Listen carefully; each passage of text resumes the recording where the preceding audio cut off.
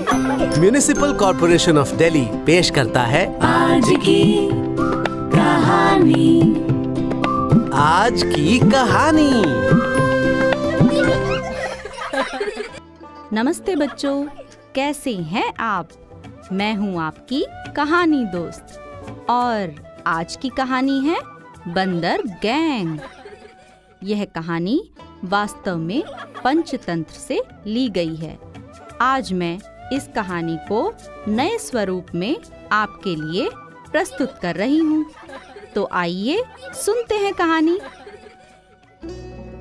ताज़ी हवा और पक्षियों के कलरव से भरी सुबह थी। मेरी दादी के कमरे से रेडियो में बज रहे समाचारों की आवाज आ रही थी। मैं अपनी छत पर खड़ी आसपास का नजारा देख रही थी कि तभी पास वाले घर से आंटी की चीखें सुनाई दी। पकड़ो पकड़ो, हटो, अरे पकड़ो, ये बंदर हमारा फोन ले गया है। यह मेरे गांव बख्तावरपुर में रोज का नजारा था।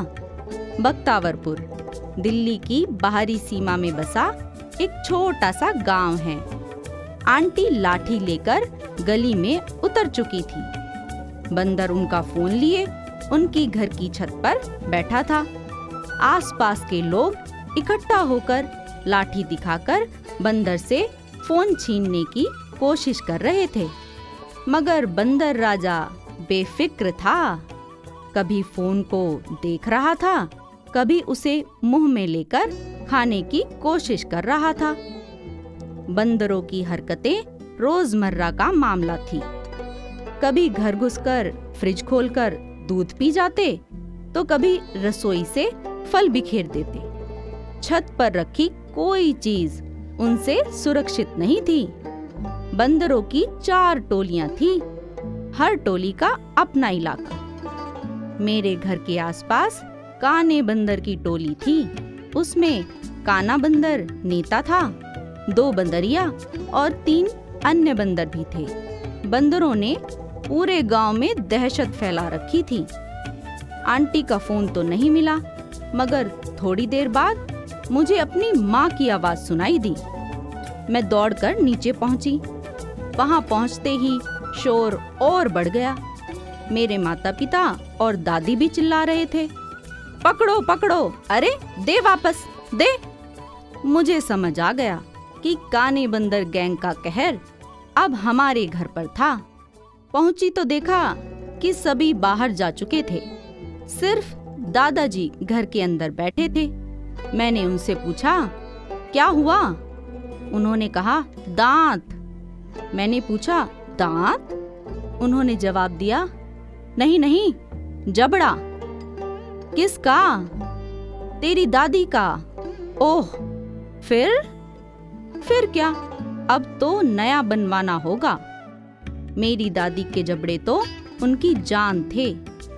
जब से मैं बड़ी हुई हूँ, मैंने उन्हें के शीशे के ग्लास में रखे हुए देखा है। मेरी दादी रोज सुबह अपने जबड़ों को ब्रश से साफ करती, फिर उन्हें ग्लास में रख देती। ग्लास का पानी रोज सुबह बदला जाता और गुलाब जल की 2-3 बूंदें भी डाली जाती। पूजा पूरी होने के बाद जबड़े दादी के मुंह में वापस चले जाते।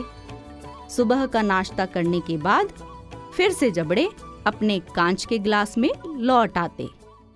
बचपन में हमें जबड़ों से बहुत डराया जाता था।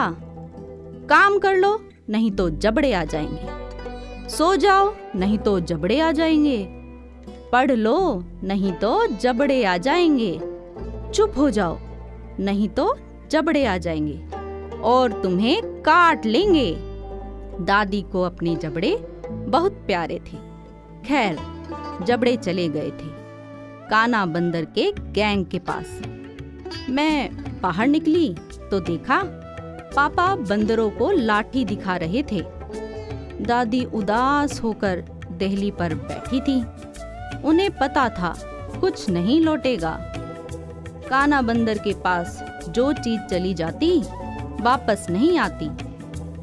माँ दादी को समझा रही थी, 2 दिन खिचड़ी खा लेना माँ, तब तक नए जबड़े बन जाएंगे।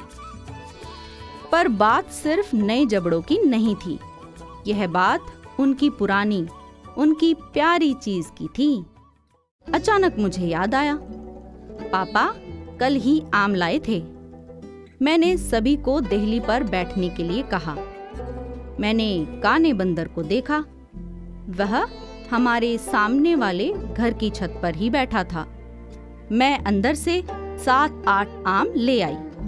उसे आवाज देकर मैंने जोर से कहा, देखो देखो आम आम। आमों को सड़क पर रख दिया। आम देखते ही काने बंदर का पूरा गैंग सड़क पर आ गया। आम उठाने की कोशिश में जैसे ही काने बंदर ने दादी का जबड़ा सड़क पर रखा, पापा ने जोर से लाठी पटककर बंदरों को भगा दिया। दादी देहली पर बैठी मुस्कुरा रही थी। बिना दांतों के उनकी मुस्कान बहुत सुंदर लग रही थी। दादी की मुस्कान देखकर बाकी सभी लोगों के चेहरे भी खिल उठे। बच्चों, क्या आपके साथ भी कोई ऐसा किस्सा हुआ है? तो कैसी लगी आपको यह कहानी? एक नई कहानी के साथ मैं आपसे फिर मिलूंगी। तब तक के लिए नमस्कार। ये थी आज की कहानी। आज की कहानी। An initiative by Municipal Corporation of Delhi.